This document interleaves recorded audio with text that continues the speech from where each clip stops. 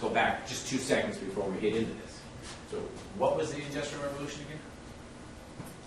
This is which from human labor machine. Yes. Okay. Where did this begin? England. In England. Okay. In fact, not just in England, but let's be even more specific. It's in the western part of Europe. And so, Industrial Revolution begins over here. If we look at Europe kind of as this big section, you have it divided kind of in the middle.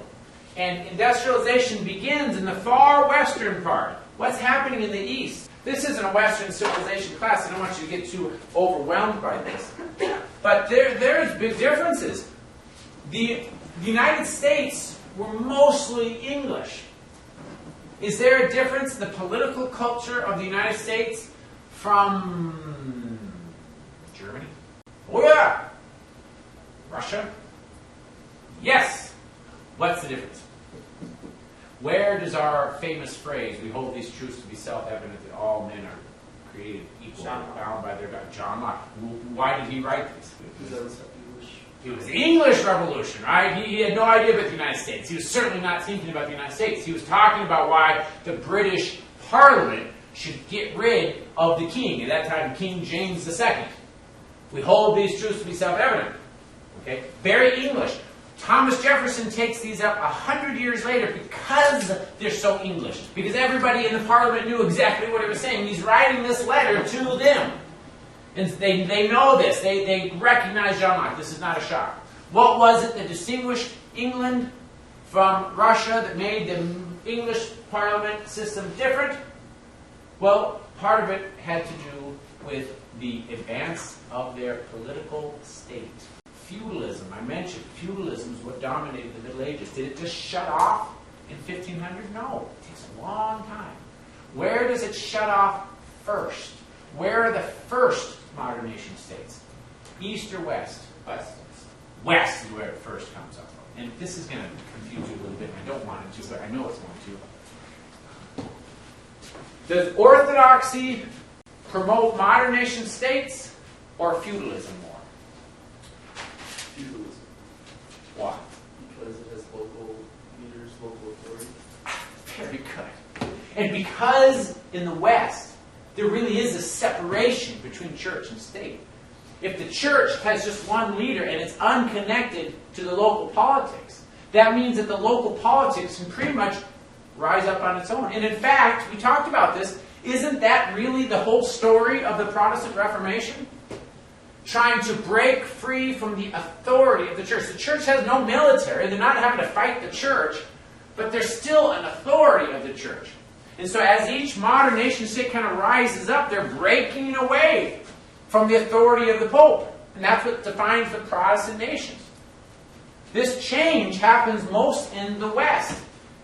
And it's not a shock that as we shift more to the West, industrialization is most found in modern nation states. Because remember, industrialization is about mercantilism. It's about money. Feudalism, no money, right? And so then when we look at Europe, the further east you go, the more bound up in feudalism you are. That's what makes Russia kind of so weird.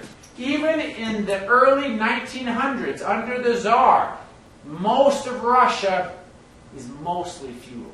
There are little plantations, little manors, the peasants are working. You have a few areas, a few spots where there's urban spots, but most of Russia is urban. It's like feudalism. You go all the way to the west, in France, highly urban. But you still have this peasant. You still have this kind of a feudal backlog. It's one of the reasons why their French Revolution was so harsh, is that it wasn't a unified culture. England, on the other hand, almost entirely urban and industrialized. And of course, if we go even further west, what's the United States? Do we have any feudal history at all? No. Totally none. Does it take us any difficulty to embrace industrialization? Sweeps through. The only difficulty with industrialization, it starts in England first, is that in the United States, New England becomes industrialized. Well, why isn't the entire country instantly industrialized? This is an easy answer if you think about it. Because we're a big country. Because we're a big country. What are we doing? Like, entirely from 1800 to 1900. Exploring the West. Totally going west. That's exactly it. Constantly going west. And so it's not until we've gone all the way west that suddenly the exploration is done, that's when we really become industrialized. That's where we pick up in U.S. history. Industrialization is from 1870 to around 1920. By 1920, we are an industrialized society. We're also huge. And because of our industrialized society, we have a totally different infrastructure. We can get on my little moped, it can only ride on highways, and I could drive it to California or to Florida, because there's always going to be a road for me to be on. I promise you I cannot take that moped in Russia and go from one coast to the other. My little moped has a range of what? Maybe 90 miles on 1 gallon of tank. I know in the United States, with less than every 100 miles, I can find a gas station everywhere. Russia? No. What's the difference? The United States was industrialized from the beginning. And part of industrialization is shifting human labor for mechanical labor. And so you need to feed the mechanical labor. You need infrastructure. You need the railroads. You need the cars.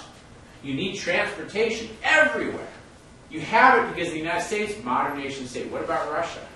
Russia's got this huge expanse. Well, most of its population is right here. If they get some industrialization, it's in a few of the cities right there. Bulk of Russia, still very feudal. No industrialization. They don't really get industrialization until the 1960s and 70s.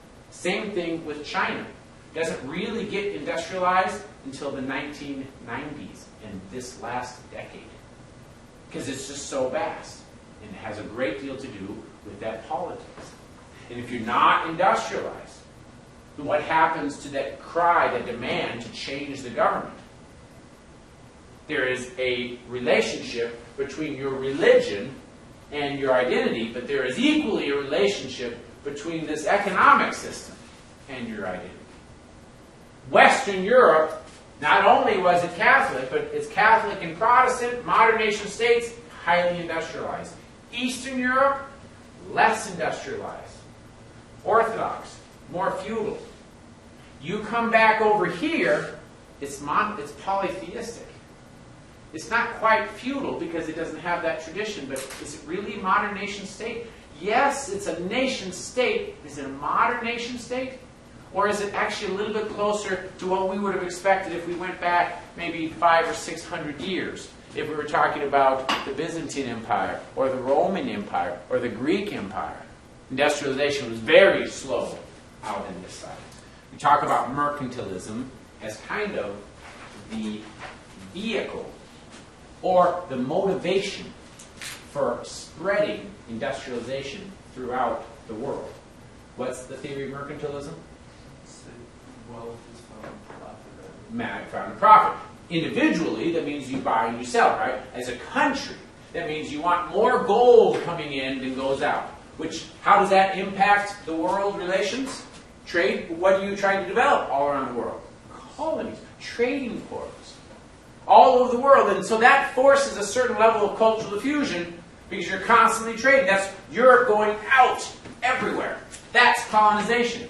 And it's directly tied to industrialization, which is tied to mercantilism. Gotcha. Now, let's talk about the Near East.